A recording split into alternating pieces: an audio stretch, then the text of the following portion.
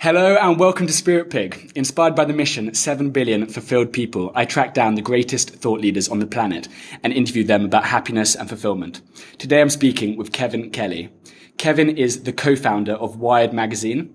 He is a New York Times and Wall Street Journal best-selling author of titles such as The Inevitable, which explores 12 technological forces which will shape our future, as well as his best-selling New Rules for the New Economy, Out of Control, and What Technology Wants.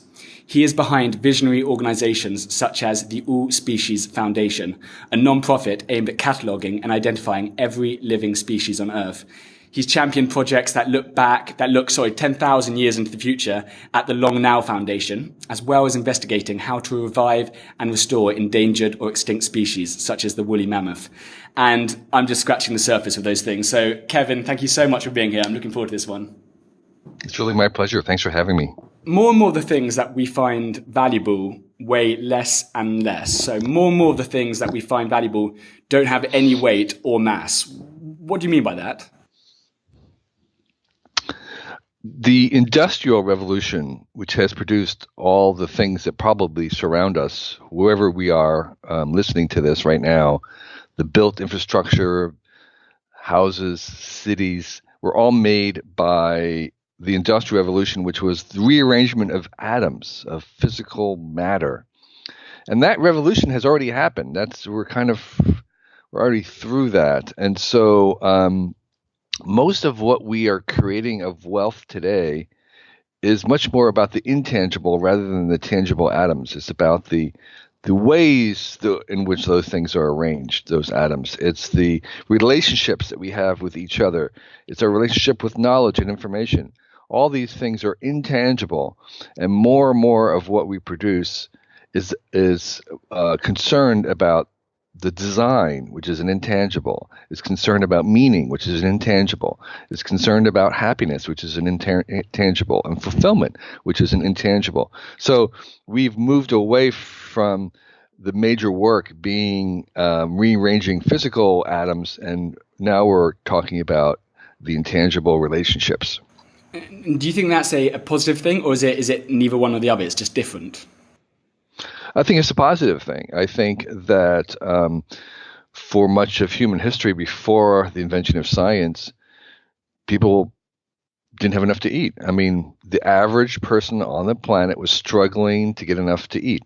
And that was just Malthusian, Darwinian pressure, meaning that any population would always breed until the moment where it was right on the edge of having enough to eat. And what science did is allowed us to actually make surplus food and to control our population. So we live in a world now where everybody generally has potential to have enough to eat and or clothing, physical shelter. So we have basically solved that problem. Not for everybody, it's a distribution problem, but we have the capability of really literally having a 100% solution to that problem. And so now we get to move on to another challenge, a higher challenge, which is let's be fulfilled now that we're fed and happy. Your optimism is rooted in the fact that for over 200 years, every year has just got a little bit better. And that's if we look at the scientific evidence. So do you think that is also true to us, like our psychology? Do you think like our mental health, or do you think that's a different category in itself, like when describing that? That's a good point. I think if you look at the scientific evidence, again, for progress, it's very, very real, but it's mostly measuring these like GDP and like education, concrete things, right? It's not measuring the intangibles, and we don't have good measurements even today, and we certainly don't have good historical data on this. And so the concern, which is legitimate right now, is well, yes, physically as animals, we are provided for, and we are living better than we ever have in terms of longevity, security, safety, rights, and all these other things, all being better than it was before. But what about our inner spirit? Are we any better there. And if you look at suicide rates and stuff, you might say, we're not. And I think that there are probably other measurements that we aren't doing that if we could figure out how to do, we might have a mixed record on how we're doing internally with this transformation. Whether we're more anxious, right now it's been long understood that our kids are that we're more afraid. So even though the world is safer for most people, we're now more afraid than ever. We have more fears. We're much more anxious, and so I think part of this is because we have moved into this world of intangibles. We have a lot of disagreement on what it is that is valuable and what it is that actually we see, because there's no doubt if you have a concrete building that it's there and everybody can kind of agree on, yeah, it's this high, it's this big, it does this. But when you have things that are much more intangible and relation, everything is subjective, much more subjective. Everything is much more difficult to even perceive. And so we have a lot of disagreement about even the nature of the reality of this, which makes it very hard to manage, to prove that we're have any improvement, and even to have an agreement on what the general direction is or what the direction has been. And so I think what we're moving to, or what we will have to move to, is a world where we take these very hard to quantify, very hard to even describe qualities and make them important, and begin to have a conversation of how do we measure them? Do we have a consensus on what they are? And do we have a consensus on what direction we want them to be going in? So I think your question highlights the fact that we're in a world where our vocabulary is very poor. We don't have very much consensus. And so trying to move things in a certain directions is really, really hard because of the lack of those things. In the long term, it's the optimists who decide the future. So right. Why is that? Why is it the optimists as opposed to like the pessimists, the realists? Why is the optimist decide the future? There's a couple of reasons. One is generally it's very, very difficult to accomplish something unless you have a vision of it. So to really make a new thing, whether you are just a writer or an inventor, you kind of have to have a conception of it. You have to perceive it first. And then from there, to actually work on it and make it happen, you have to kind of believe that it's possible and that it's going to be better, because otherwise you won't do it. You'll just give up. So it's the people who really believe in this better world, this better thing, that make it happen, because the work involved is so difficult and you're overcoming so many odds that anyone else would give up. The pessimists would just give up. And so what happens is that all the good things, and if you look back in retrospect, all the good things were made by people who genuinely believed that doing it was going to make the world better. Utopia is kind of an idea that pretty much no one believes in anymore. However, I really enjoyed hearing you speak about a better vision of the future that we actually can get behind and that we can believe in, this idea of a protopia. Just to anyone who hasn't heard that before, what is a protopia? Why is that different? Yeah, so as you said, people have heard the term utopia, which is a kind of a state of optimal betterment, right? It's a place where problems have been minimized, and in some versions, kind of a heavenly place in the sense that there's far more good than bad, and I think that is very unlikely and kind of almost impossible, and in some ways also kind of a dangerous idea that we could ever get to that kind of a place. I think a more realistic vision of the future, and even our own present, is that new technologies and new things create almost as many new problems as solutions. And so that today, most of the problems we have today have been created by previous inventions in the past. And that the good stuff that we're inventing today, the internet and all the other things, are going to make the problems of the future, so that the future is not a problemless state. There are as many problems, but those problems have solutions themselves, and those solutions will generate new problems. And so there is this never-ending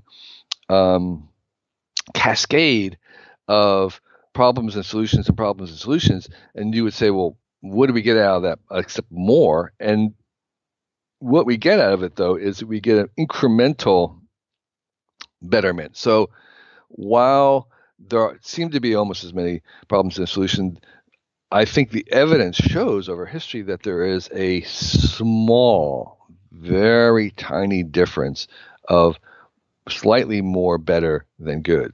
So if we can create 51% good while we destroy and eliminate and create 49% bad, right? So even if almost half the world is crap and half of what we do is terrible, if we can have 1 or 2% more that's good, that is compounded over decades, centuries. That is civilization. Civilization is just a 1% betterment per year, which 1%, you can't see 1%. 1% is invisible, right? You look around, it's like, I don't see the difference. I think most of the world is crap. Well, not quite. Most of the world is a little bit better, but not by very much. And that not by very much turns out to be the crucial thing. That's that 1% compounded is what civilization is. So we can still be making 49% crap, but we make 51% better. So that tiny little difference. And the reason why I believe that we're still doing it is because look back in history, and that is the evidence. The evidence is that there's a tiny, tiny bit. So I'm an optimist, but I'm not by much. But that turns out to be all that you need. What's interesting about what you just said is, so I totally buy into that, but what it involves is long-term thinking and being able to look at the big picture. And so I think that's fantastic. But then how is that? Because if society at the moment is pushing in the short-term things, so everything is about instant gratification. So, you want a date, swipe, you've got a date. You want a car, Uber. So if everything is pushing in the instant, and then we're saying, but guys, everyone look at the big picture, look at long-term, as in, it's just an interesting juxtaposition where like everything we're doing is about the now. But I totally buy into that idea of betterment, but it does require somewhat of like a zooming out long-term picture thinking, doesn't it? It does. And that's one of the reasons why I'm involved again in this long-term thinking foundation we call Long Now, which is trying to expand the now beyond the last 5 minutes, the next 5 minutes. We say, what about the last 5,000 years, the next 5,000 years? That's a longer time to think about. And if you do that really helps. But that is civilizational view. And the advantages of civilizational view is that it can give you more fulfillment and meaning in your lives, because people, I think in general, become fulfilled when they are working on something bigger than themselves. And one of the many problems of the short now is that it's very, very selfish, right? It's very hard to think about others and things bigger than yourself if you're thinking about the next 5 minutes and the last 5 minutes. And so part of the process of expanding your sense of time is you also expand your sense of who you are and what you are about.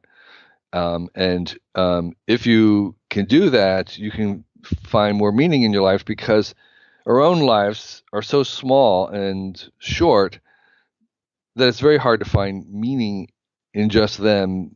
We find meaning by connecting with something much bigger than ourselves. And for some people, that's religion. That's about God. For others, that may be the universe or the arc of life throughout. So there's something bigger going on, and if we can become part of that, if we can see ourselves as an instrument, see ourselves as part of that arc, then we become bigger and we have more meaning, and it's easier to become fulfilled. And so I think that long now perspective, that long-term thinking, is healthy in many, many ways, and it's very, very important for the society as a whole, because it is a bigger than an individual, and it needs people to think about things on a generational scale. There may be really good things to do that may require more time than we have in our own lives. It may require several generations to complete. I mean, the kind of railway network and things that we've made, over time, they've been added to, accumulated, so we can say, well, it took more than one generation. But in fact, a lot of it was built during the life of one person. But we are now at the stage where we can make things that might require, like going to Mars or solving the climate problem. This is going to take generations to do, and when we embark on those things, we can be more fulfilled because we are connecting with something much bigger than ourselves. Tell me about centaurs. So the team of AI plus a human is much more effective than either one alone, because I guess there's been a somewhat scaremongering in terms of, everyone's worried about, the coming AI, robots stealing jobs, taking jobs, but actually that's almost looking at it wrong. It's the team, actually. That's where the real power lies, isn't it? Yeah. So if we want to talk about the next 50, 100 years, the major technological event in general, in broadest strokes, is going to be this artificial intelligence and all the many variations of it. We don't even have all the words for right now what's going to happen.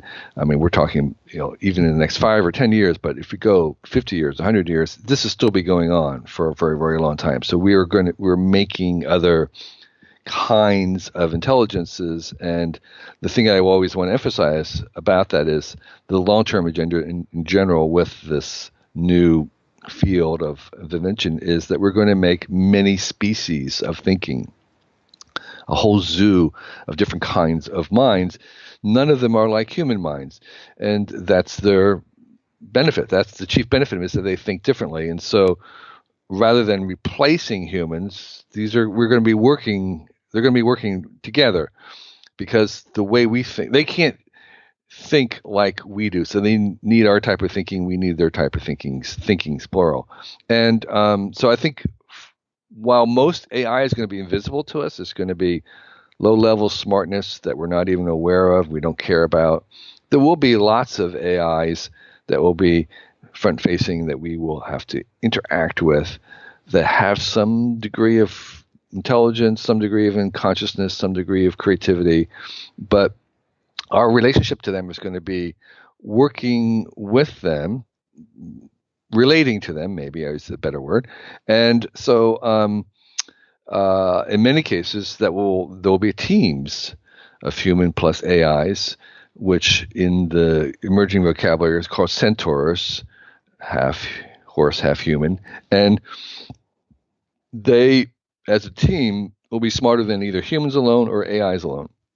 And we already see that in chess. We see that in robo-soldiers. We see that probably in Go, where the world champ, the best in the world, is not an AI, it's not a robot, it's not a human, it's the team together.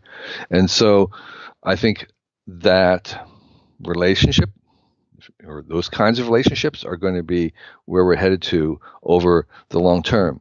And part of what we get out of that as humans is that we actually become better ourselves. There's many ways that that's already happening, but let's go back to the chess example, where 2 decades ago, the world's biggest supercomputer, Deep Blue, beat Garry Kasparov, the chess champ. And a lot of people thought, well, chess is over, right? I mean, like, why would you ever play at all? And why would you ever play as a champion? Would you ever be a professional? when the computers can beat you. And so what happened was almost the opposite. Having computerized chess increased the number of people playing chess by many, many fold, because now they could play against anybody. And I walked by a little tiny hamlet in a kind of a slum part of Indonesia, and there was a little girl playing chess with a computer. All right. And so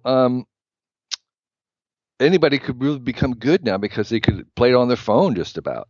They could have a really good chess player play them and teach them anywhere in the world. So now there's more chess being played, and the highest ranking chess masters today are higher ranked than they've ever been before. They're better chess players than ever before because they've been playing chess against computers. Because the computers opened up whole new ways to play chess. And that's exactly the very first thing that happened with the guy who lost Go to AlphaGo, Google AlphaGo, just last year. Okay, they thought chess computers would never play Go. It's much too human. It's much more intuitive. Okay, he lost. But almost immediately after losing, they realized, oh my gosh, there's a whole other way of playing this game that no human had ever thought of. The AI was playing the game in an entirely different way, and now it's like opened up a whole new way to play Go. So now we're better human Go players than ever before, and that has repeated itself again and again, where the AIs are going to help us humans become better humans. Building on that idea is like when technology today is giving us the opportunity to define what humans are for. So like each time, say we make a robot or AI that does something that humans used to do, it makes us think, okay, shit. So what are we good for? Like why? Sure. That's important. Do you think? Is that just in terms of this constant? I don't know. Rising to the challenge, evolution. Like why the fact that we have to keep on defining like who exactly we are? Why is that a positive? Sure. It's positive because one of the ideas that we have, one of the big disruptions in our own history as humans has been the discovery in the last, I don't know, maybe 100 years, that in fact we humans have invented our humanness, right? Our humanity. We have our humanity is our first technology. We humans are the first animals that we domesticated. We domesticated ourselves, and so we have invented our humanity, and it's not done. So we're in the process of continuing that. So once we realized that humanity itself was in flux and something that was not received, it was not sacred in that sense of a fixed thing, that it actually is something that we invented ourselves, and it's malleable. And then once you have this idea that it's malleable, then you have the bigger challenge, not of like becoming a good human, but of asking, well, what are humans good for, and what kind of humans should we become? So this is we've opened a much bigger game, it's the infinite game, because there's no winners and losers. It's not like, well, if you're a good human, you win. If you're a bad human, you lose. You're heaven and hell. No, we're saying this is a much bigger game. This is an infinite game. We're here playing. We want as many people to play, and we want this game to go on as long as possible. And the way you don't play to the rules, you keep inventing the rules. And so this infinite game of being open-ended, and we are now in the process of deciding what we want as humans, what we want humanity to be, is very similar to our own lives as individuals, which is, it's like not whether you are a good person or not. It's like, well, what kind of a person do you want to be? You have a lot more choice in that, even though our own family conditions, our own genetics, our own social economic levels, all these have constraints on us that are very, very real. Despite all that, we still have a huge amount of choice and opportunity in our lives, no matter where we are. We still have choices about how we want to be given those constraints that we have. And what civilization has done is kept opening up or removing those restraints more and more. And so that if we do benefit from civilization, we have a lot more room to choose from, more choices. That's what technology gives us, is more choices, more opportunities. And as we open up, we have more and more ways to become a human, and science and technology gives us more and more choices, so that we have not just, 1,000 occupations to choose from, or in the old days, there were like 3 occupations to choose from. You could be a farmer or a farmer's wife or a shoemaker. Now we have millions of things to choose from, and we're going to have billions of things to choose from. And so that means that these choices of deciding what it is that we want to be, what is it we want to move to, become more and more important. And that's the kinds of things that we kind of started off talking about, that we don't really have good metrics, good vocabulary to help us guide through that process.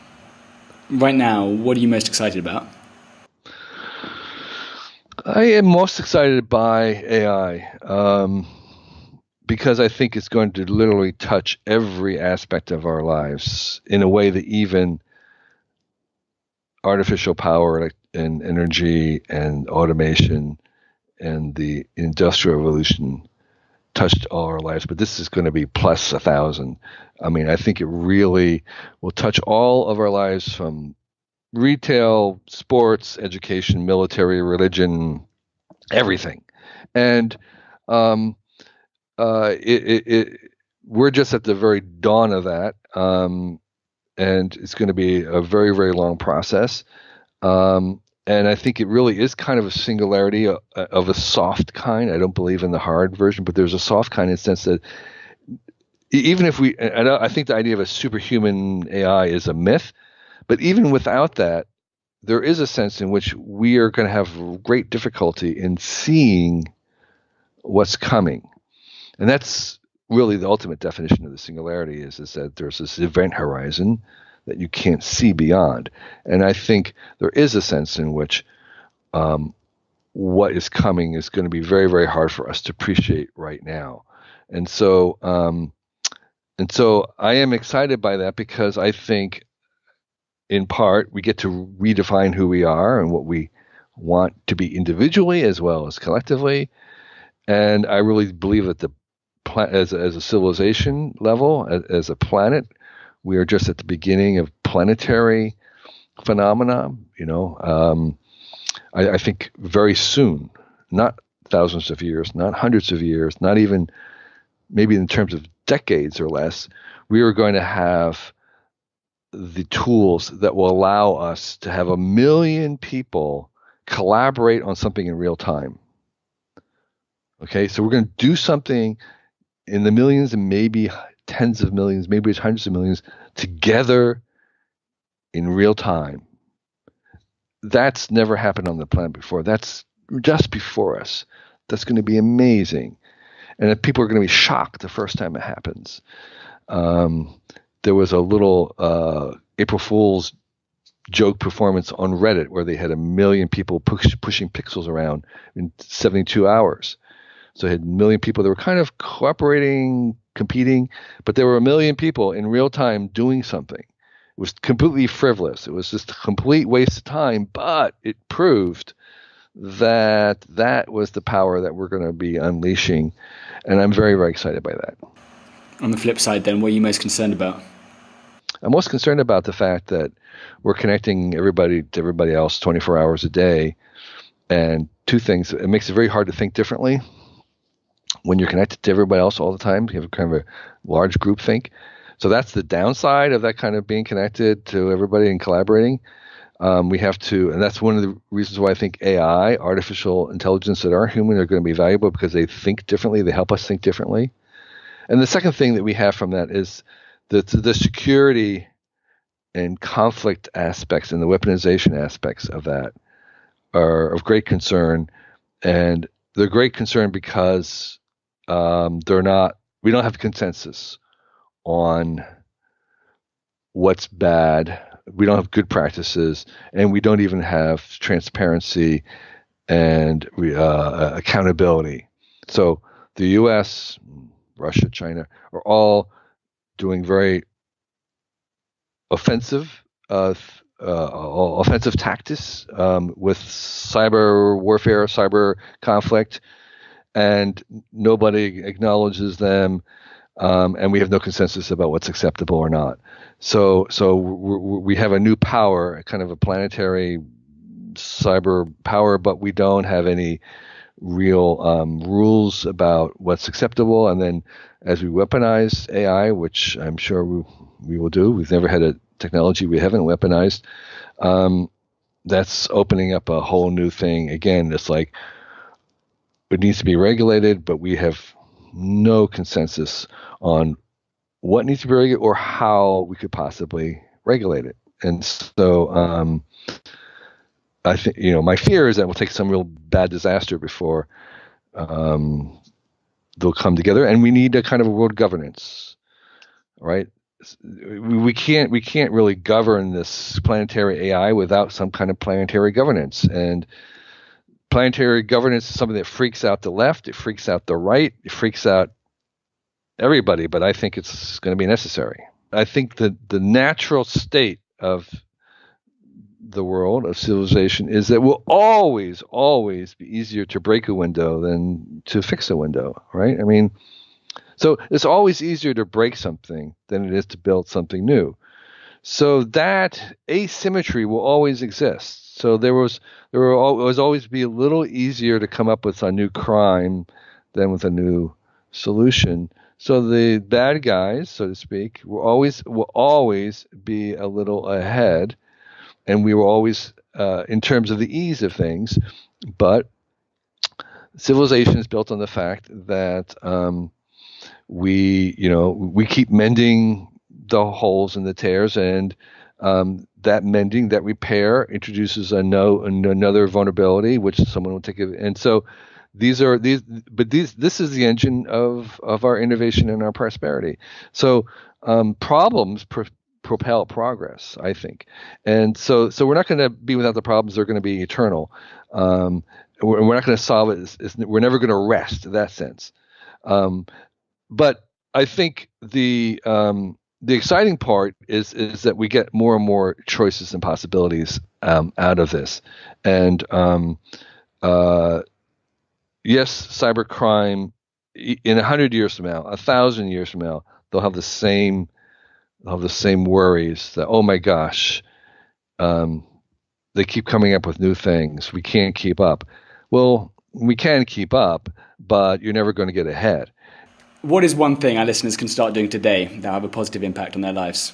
There are two bits. One, I'm just going to repeat something that Jeff Bezos said he learned from his grandmother. Jeff Bezos, of course, being the founder of Amazon and probably one of the, if not the richest guy in the world, very close.